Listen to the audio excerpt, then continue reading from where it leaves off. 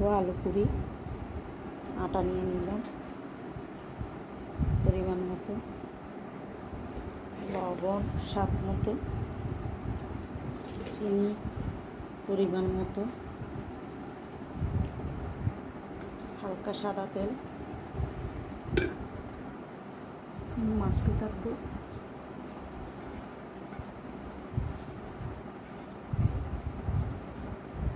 হালকা কুসুম গরম পানি দিয়ে দিব।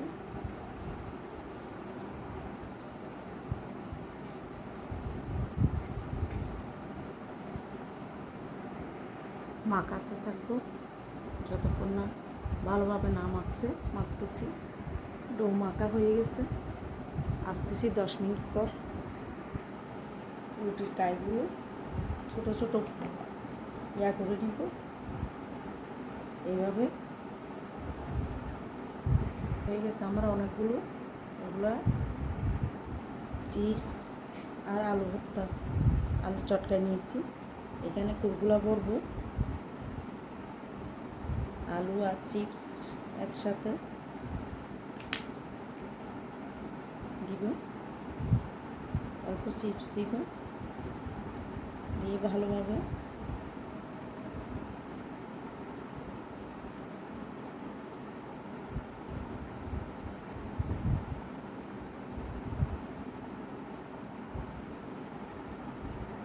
হয়ে গেছে আমার আলু চিপস ভরা ওর। এভাবে সবগুলা করে নিব। আর একটা দেখা দিলাম, প্রথমে চিপস দিব, আলু চটকানোগুলো দিব,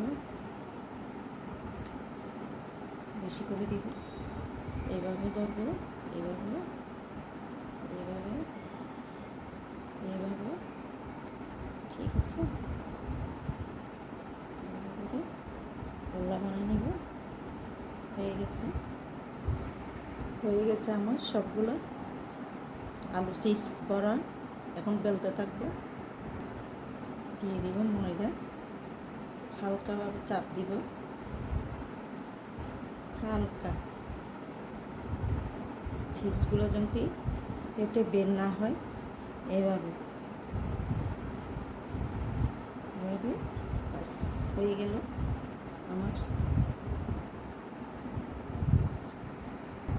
হয়ে গেছে আমার বেলা আলু পটেটো চিপসের পুরি। এখন ভাজতে যাব। চুলাইতে কড়াই দিয়ে দিলাম, তেল দিয়ে দিব।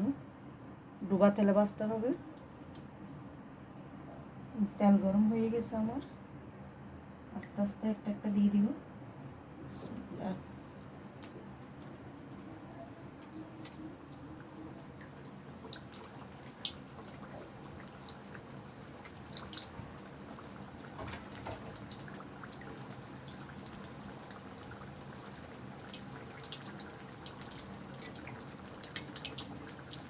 একটা হয়ে গেছে, নিয়ে ফেলবো। আরেকটা দিয়ে দিব।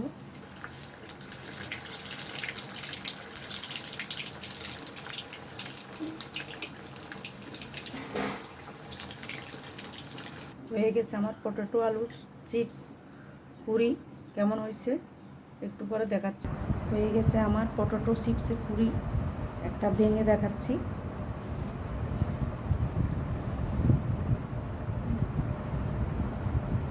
এভাবে বিকালের নাস্তায় অনেক মজা।